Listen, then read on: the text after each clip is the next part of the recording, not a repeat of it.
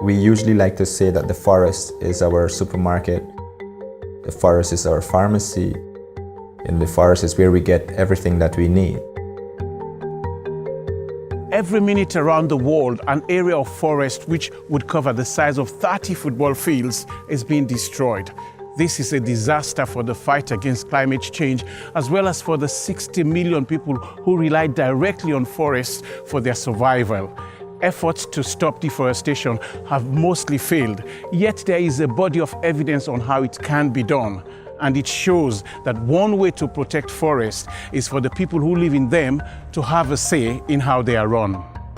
All the research shows quite clearly that if the communities who live in the forest or depend on the forest, if they have a say in how the forests are being used and managed, that's the best way, the most effective way to stop illegal logging.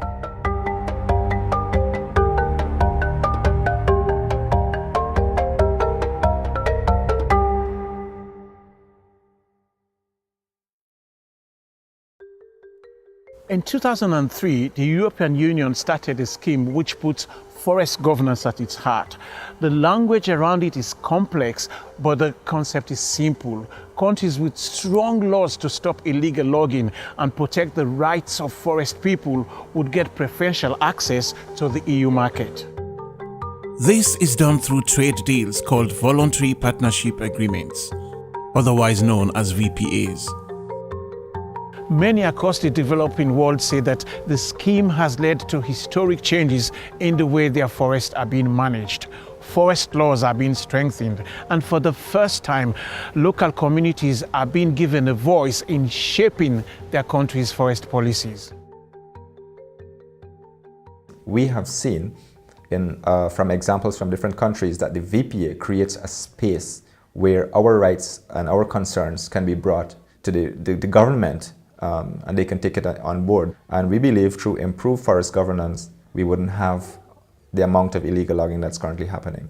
So those are the benefits that we see from the whole VPA process.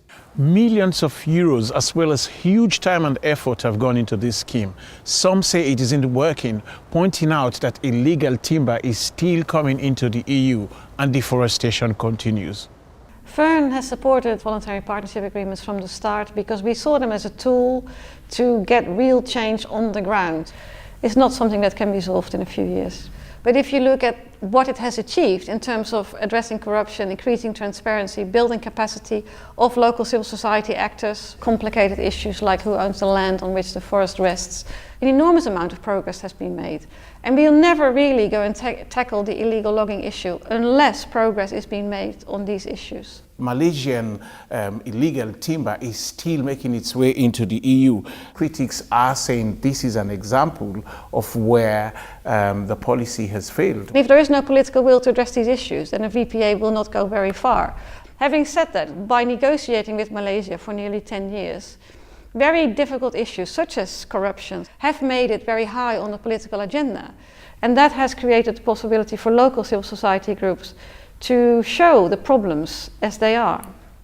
Under the VPA, we have created a system whereby public can see what's really going on within the timber sector and then can demand accountability from the government. And campaigners say that when the people know what's going on and what the laws are, they can change things. In Ghana, this has already happened.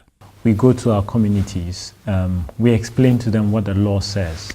They immediately go to the timber company and say, the law says you are supposed to give us a social agreement or sign a social agreement with us. Until you do that, we're going to seize your operations or we're going to stop your operations. Now, because of the leverage that the trade agreement gives them, communities are being empowered.